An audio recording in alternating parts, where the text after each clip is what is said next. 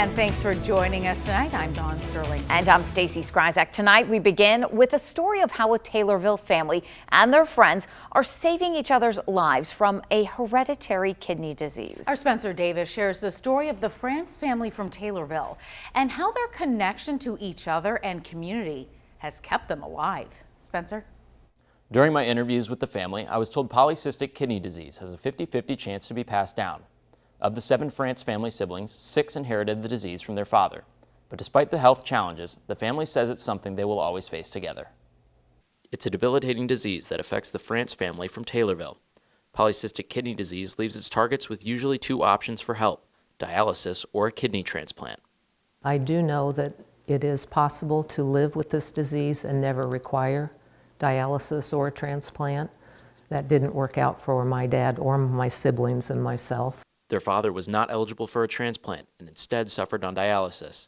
The France siblings chose the transplant route, with their donors coming from both within their family and outside of it. I was a little girl, like first grade maybe, about that time. And I remember looking at my dad and saying, if you need a kidney, Dad, I'm going to give you mine. Stacy followed through on that promise to her father, Bill, who lived another 17 years after the transplant. When Bill's sister, Steph, needed a donor, it was her niece, Misty, that volunteered. I said, I'll donate, you're my family.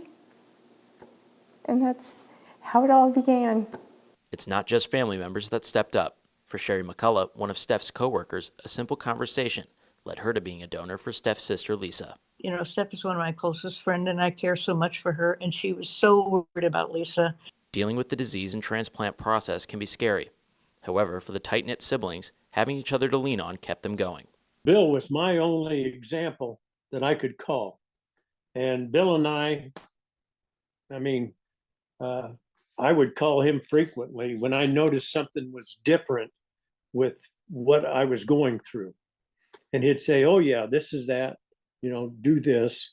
The opportunity for a more enjoyable life, thanks to someone else's gift, clearly stays with the France family.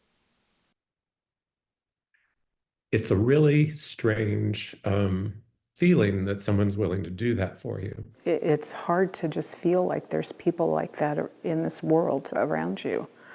And I feel so grateful to be touched by her. Through the ups and downs that come with the disease, the family and their friends continue to keep living their lives to the fullest. They cannot thank their family members, donors, and doctors enough.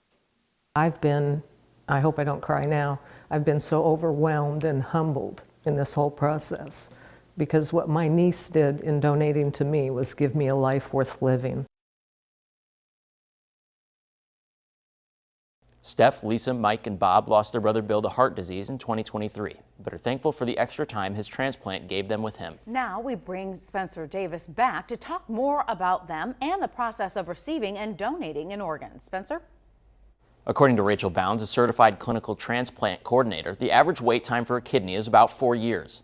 However, with a little bit of luck and family connection, the France family was able to avoid long wait times for the 5 siblings who needed a transplant.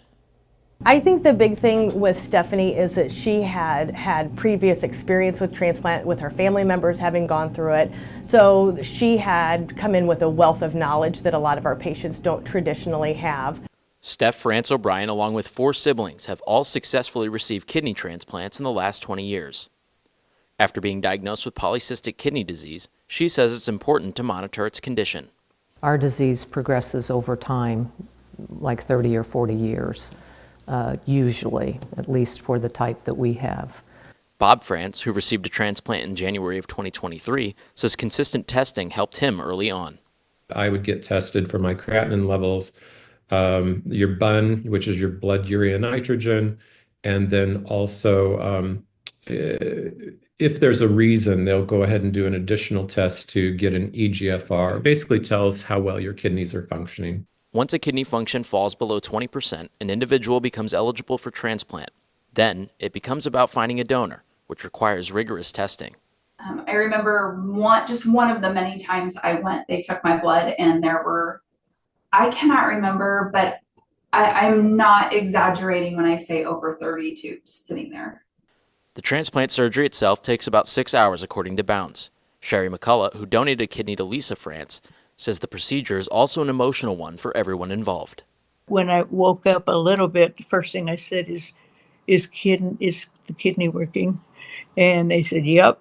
And it's like, oh, thank you, thank you, thank you. The recovery process lasts for months, with consistent blood work to ensure the new kidney is working properly. As for the cost, Bounds estimates the cost of the process and procedure to be $180,000. Medicare is 80%, and then a lot of our patients, we do encourage them to have a supplemental insurance, which will cover that other 20% to buffer that. If that's not available, then private insurance are going to be just depending on what their policy states. Cost for Thanks for watching. Make sure to subscribe to our YouTube channel and watch more videos from News Channel 20.